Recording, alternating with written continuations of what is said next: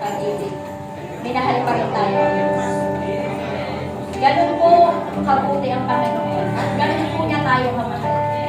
Na kahit hindi natin deserve ang pagmamahal ng Panginoon, minamahal at minamahal pa rin po niya tayo.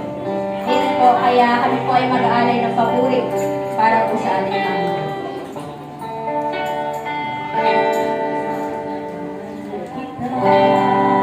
Sir Ami,